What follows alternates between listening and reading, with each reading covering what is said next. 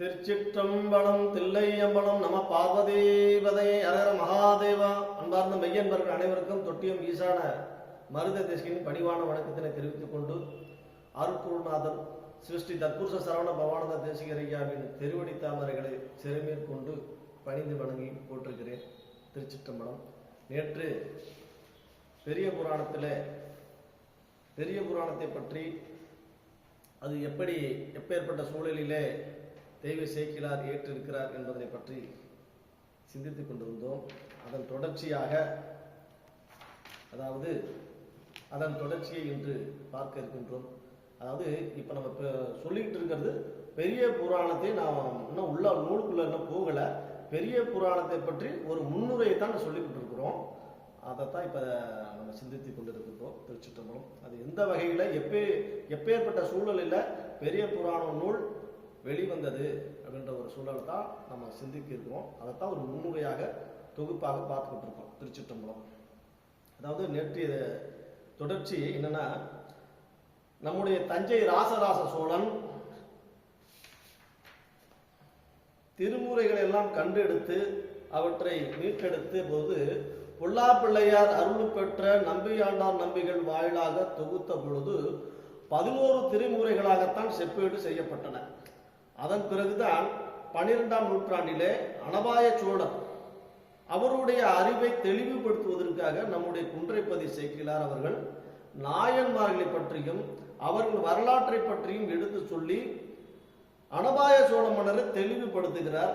அப்போ அனபாய சோழ மன்னன் நான் மட்டும் ஆற்றுப்பட்ட நிலை போதாது, இந்த 63 நாயன்மார்கள் வரலாற்றை மக்கள் அனைவரும் கேட்டு நல்வழிப்பட வேண்டும் என்பதற்காக இந்த 63 நாயன்மார்கள் வரலாற்றை ஒரு புராணமாக செய்து கொடுக்க வேண்டும் என்ற பெரு விருப்பத்தை நம்முடைய சேக்கிழார் பெருந்தகையிடம் மன்னர் தனது விருப்பத்தை தெரிவிக்க, அப்போ தெய்வ சேக்கிழார் என்ன பண்றாருன்னா, இந்த புராணங்கள் எல்லாம் ஒரு நல்ல நூலாக நமக்கு கொடுத்திருக்கிறார். அப்படி அந்த நூலை பார்த்தோம்னா படிக்கும் பொழுது வியந்து வியந்து நிற்க வேண்டும். அந்த வகையில தெய்வ சேக்கிழார் நமக்காக அந்த நூலை கொடுத்திருக்கிறார். சேக்கிழார் பெருமானை போல இன்னொரு கவிஞர் சொல்லுவோம் இல்லையா, கவிஞர் புலவர் என்று சொல்லுகின்றோம். அவரை போல இன்னொருவரை ஒப்பிடவே முடியாது. அந்த அளவுக்கு அவர் அந்த புராணத்தை ஏற்றிருக்கிறார். மேலும் இறைவனுடைய பெரும் கருணையும் பெற்றவர் சேக்கிழார் பெருந்தகை. இறைவனுடைய பெரும் கருணையும் அதே போல இந்த நூலை பார்க்கும் போதே நம்மால் உணர்ந்து கொள்ள முடியும். அதாவது அவர் தொண்டர்கள் மீது கொண்டிருக்கின்ற அன்பும் இறைவன் மீது கொண்டிருக்கின்ற அன்பும் இந்த நூலுக்குள்ள தொடுகின்ற இடமெல்லாம் நம்ம பார்க்கலாம்.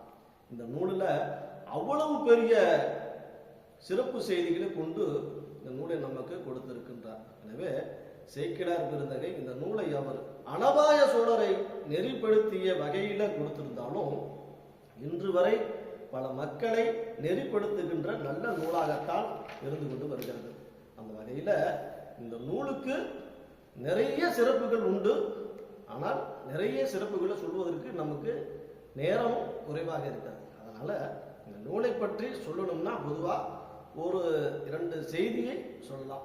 என்னன்னா, ஒன்று, திருத்தொண்டர் புராணம் என்பது சேக்கிழார் பெருமான் கொடுத்த பெயர். ஆனால் மக்கள் வழக்கில் இந்த நூலுக்கு பெரிய புராணம் என்று சொல்வது வழக்கம். ஆனா இந்த 2 பெயருமே காரணம், இந்த 2 பெயரும் நூலுக்கு பொருத்தமான பெயர் தான். அதாவது இந்த நூல் 2 பெயரும் பொருந்தும். ஏன் என்று கேட்டால் திருத்தொண்டர் புராணம் அப்படின்னு சேக்கிழார் பெயர் வைத்திருக்கிறார். எப்படின்னா, இங்கிதன் நாமம் கூறின் இவ்வுலகத்து முன்னால் தங்கிருள் 2 நாட்கள் சிந்தையுள் சார்ந்து நின்ற பொங்கிய இருளையும் ஏனை புற இருள் போக்குகின்ற செங்கதிரவன் போல் நீக்கும் திரு தொண்டர் புராணம் என்பது சேக்கிழார் பெருந்தகை இந்த நூலுக்கு கொடுத்த பெயர். சரி, இப்போ திருத்தொண்டர் புராணம் அப்படிங்கிற சொல்ல முதல்ல நம்ம சிந்திச்சு பார்ப்போம். அப்படின்னா திருத்தொண்டர் புராணம் அப்படிங்கிற சொல்லுக்கு என்ன பெயர் நமக்கெல்லாம் தெரியும். திருவாசகத்தை படித்தவங்களுக்கு நமக்கு படிக்கிறவங்களுக்கு தெரியும், படித்தவங்களுக்கு தெரியும். என்ன அப்படின்னா, திருவாசகத்தில் சிவபுராணம் என்று முதல் பகுதி தொடங்குகிறது. அதில் அதுக்கு சான்றோர்கள் அதுக்கு உரை செய்து இருக்கிறார்கள். என்னன்னா, திருவாசக புத்தகத்தில் முதல் பகுதியில் சிவபுராணம் அப்படின்னு இருக்கும். அப்போ அதற்கு கீழே பார்த்தீங்கன்னா ஒரு குறிப்பு கொடுத்துருப்பாங்க. என்னன்னா, சிவனது அனாதியான முறைமையான பழமை. அதாவது அந்த சொல்லுக்கு பார்த்தீங்கன்னா தெரியும், ஒவ்வொரு சொல்லுக்கும் கீழே ஒரு பெயர் இருக்கும். போற்றி திரு அகவல், சகத்தின் உற்பத்தி அப்படின்னு அந்த தலைப்புக்கு கீழே ஒரு குறிப்பு கொடுத்துருப்பாங்க. ஏன்னு கேட்டா, தலைப்பு மணிவாசக பெருந்தகை கொடுத்தது, கீழே இருக்கிற குறிப்பு பின்னாளில் வந்த சான்றோர்கள் கொடுத்த குறிப்பு. அதுதான் சிவபுராணத்தை நுகர்ந்த பெருமக்கள் அதற்கு ஒரு பெயர் வச்சாங்க, சிவனது அனாதி முறைமையான பழமை அப்படின்னு. அப்போ சிவபுராணம் என்ற சொல்லுக்கு என்ன பெயர் அப்படின்னு கேட்டா, மக்களிடையே புராணம் அப்படின்னு சொன்னோம்னா மக்கள்கிட்ட என்னன்னு சொல்லுவாங்க, ஐயா புராணம்னா என்ன அப்படின்னு மக்கள்கிட்ட யாரும் கேட்டோம்னா, புராணம் என்றால் கட்டுக்கதை அப்படின்னு சொல்லுவாங்க. நிறைய பேர் என்ன சொல்றாங்கன்னா, புராணம்னா கட்டுக்கதையா, கதை விடுவாங்க ஐயா, அதுக்கு அதான் பெயர் அப்படின்னு நிறைய பேர் சொல்லிட்டு இருப்பாங்க. ஆனா அப்படின்னு நாம கூட சில பேர் நினைச்சிட்டு இருப்போம், புராணம்னா என்ன, கட்டுக்கதை அப்படின்னு. ஆனால் புராணம் என்பதற்கு கட்டுக்கதை அல்ல, புராணம் என்பதற்கு வரலாறு. அதுவே என்னன்னா, பழமையான வரலாறு. நேற்று நடந்த நிகழ்வை இன்று படிப்பது புராணம். அதுபோல சிவபெருமான் உயிர்களுக்கு எவ்வாறு கருணை செய்கிறான் என்பதை சொல்வதனால சிவபுராணத்துக்கு சிவனது அனாதி முறைமையான பழமை என்று சொல்வது உண்டு. அதுபோல அன்றினி உன் அடிமை அல்லவோ என்பது தாய்மானவர் திருவாக்கு. என்னைக்கு நாம இருந்தோமோ அன்னைக்கே நம் மீது இறைவன் கருணை கொண்டார். அதுபோல அந்த கருணை திடீரென்று ஒரு நாள் வந்தது அல்ல. நாம என்னைக்கு வந்தோமோ அன்னைக்கே நம் மீது கருணை கொண்டான் இறைவன். அந்த கருணையை சொல்வதனால அதற்கு சிவபுராணம் என்று பெயர். அது மாதிரிதான் புராணம் என்பதற்கு வரலாறு என்பது பொருள். நேற்று வரலாறுனா என்ன, நடந்த உண்மையை சொல்வது பேர் வரலாறு. அதாவது இந்திய திருநாடு ஒரு சுதந்திரம் பெற்ற வரலாற்றை இன்றைய மாணவன் படிக்கிறான் என்று சொன்னால், அது நேற்று நடந்த நிகழ்வு அவன் இன்று படிக்கிறான். எப்படி படிக்கிறான்? அவன் காந்தியடிகளை பார்த்தது இல்லை, நேருவை பார்த்ததில்லை, ஏன் வீரபாண்டிய கட்டபொம்மனை பார்த்ததில்லை. ஆனால் எப்படி அவன் படிக்கிறான்? நேற்று நடந்த வரலாற்றை படிப்பதனால வரலாறு என்று பெயர். அதுபோல 63 நாயன்மார்கள் மண்ணில் வந்து தோன்றி வாழ்ந்து வாழ்வாங்கு வாழ்ந்தவர்கள். ஒரு மனிதன் எப்படி வாழ வேண்டும் என்பதனை இந்த உலகத்துக்கு வாழ்ந்து காட்டிய பெருமக்கள். எனவே அவர்கள் வரலாற்றை சொல்வதனால இந்த நூலுக்கு புராணம், எப்படிங்க, புராணம் என்று பெயர். சரி, இந்த புராணம் யாரை பற்றிய புராணம் அப்படின்னு பார்த்தோம்னா, அதுக்கு முன்னாடி தொண்டர் புராணம். அப்போ சரி, தொண்டர் புராணம், தொண்டர்களோட புராணம் என்பதனால தொண்டர் புராணம் சொல்லலாம். சரி, யாரெல்லாம் தொண்டர் அப்படின்னு ஒரு கேள்வி எழுது இல்லையா? அப்போ அந்த கேள்விக்கு என்ன பதில்? யாரெல்லாம் தொண்டு செய்கிறார்களோ அவர்களெல்லாம் தொண்டர்கள். இதுதானே பதில்? ஆமா, சரி. இது நாம சொல்வது உண்டு. அதாவது தொண்டர்கள் யார்? இப்ப இன்னொரு கேள்வி எழுது, தொண்டர்னா யார்? தொண்டு செய்வது தொண்டர். அப்ப தொண்டுனா என்ன அப்படின்னு கேட்டா, தொண்டு செய்பவர் தொண்டர். சரி, இப்போ அடுத்த கேள்வி, தொண்டுனா என்ன அப்படின்னு கேட்டோம்னா, தொண்டு என்பதற்கு என்ன பொருள் அப்படின்னு கேட்டோம்னா, தான் எடுத்துக்கொண்ட கொள்கையில் மாறாது இருப்பது தொண்டு. அதாவது தான் எடுத்துக்கொண்ட கொள்கையில எப்பவுமே மாறாது வலிவி போகாது நிற்கிறவர்கள் தொண்டர்கள்.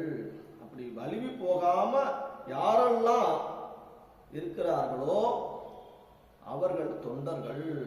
இது நீங்க பழைய காலத்து முறைகளை பார்த்தீங்கன்னா உங்களுக்கு தெரியும். நான் சொல்றது ரொம்ப பழமையான முறைகள் ஒன்று இருக்கிறது. இது என்னன்னா 9 என்ற எண்ணுக்கு பார்த்தீங்கன்னா தொண்டுன்னு பெயர். என்னங்க 9ங்கிறது தொண்டுன்னு சொல்றீங்க அப்படின்னு கேட்டீங்கன்னா, இல்லை, அதாவது 9 என்ற பெயருக்கு தொண்டு என்று பெயர். ரொம்ப பழமையான காலத்துல நம்முடைய சான்றோர்கள் 9 என்கின்ற எண்ணை தொண்டு சொல்லால் குறித்தாங்க. ஏன் அப்படின்னா 9 என்ற எண்ணை சொல்லாக சொல்லி இருக்காங்க அப்படின்னா அதுல பல பொருள் இருக்கலாம்.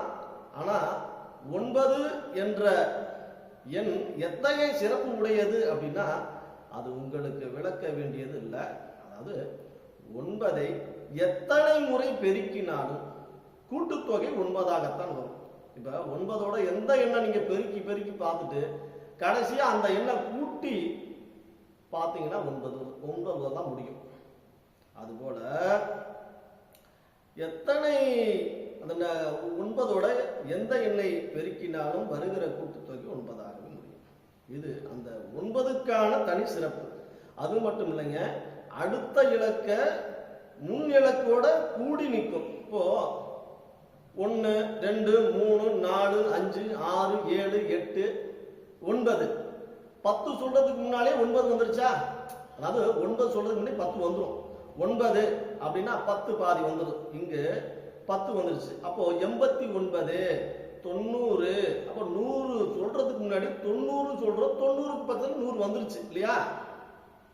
அப்படி பின்னாடி இருக்கிற எண்ணை முன்னாடி பெற்று இருக்கும். இப்படி 9க்கு ஒரு தனி சிறப்பு உண்டு. எத்தனை முறை பெருக்கினாலும் கூட்டுத்தொகை 9ஆகவே வந்து நிற்கும். அப்போ அந்த இலக்கு என்பது 9 என்பது ஒரு மாறாத ஒரு எண். அது அந்த எண்ணுடைய தனி சிறப்பு. அது போலத்தான் தொண்டர்கள் மாறாதவர்களால தொண்டு என்று பெயர் சொல்ல பெறுவதனால அந்த இலக்குத்தான் தொண்டர்கள் உரிய பெயராக தொண்டர் என்று வந்தது. எனவே தொண்டர்கள் எதிலும் மாறாதவர்கள், தான் கொண்ட கொள்கையில மாறாதவர்கள். எதுல மாறாதவர்கள்? வறுமை வந்தாலும், செல்வம் வந்தாலும், துன்பம் வந்தாலும், இன்பம் வந்தாலும் தான் எடுத்துக்கொண்ட கொள்கையில் மாறாதவர்கள் 63 நாயன்மார்கள். அப்படி 63 நாயன்மார்களும் தான் எடுத்துக்கொண்ட கொள்கையில் மாறாது வாழ்ந்தவர்கள். யாராவது ஒருவர் ஒரு கொள்கையை எடுத்துக்கொண்டு ஒரு சூழல் காரணமாக மாறிவிட்டார்கள் என்று ஒருத்தரை நீங்க காட்ட முடியுமா? 63 காட்ட முடியாது. ஆனா நாமெல்லாம் இருக்கிறோம், ஒரு கொள்கையை எடுத்துக்குவோம். இதுதான் என் கொள்கை அப்படின்ட்டு ஏதோ ஒரு கொள்கை கையில் எடுத்துக்குவோம். அதை அப்படியே ஃபாலோ பண்ணிட்டே வருவோம். அப்புறம் ஏதோ ஒரு சந்தர்ப்ப சூழ்நிலை வருதுன்னு வச்சுக்கங்களேன், அப்போ என்ன பண்ணுவோம்? கொள்கையை கொஞ்சம் விட்டு கொடுப்போம். ஏன் அப்படின்னா பரவாயில்ல, ஏன் என்னங்க பண்றது, என்னால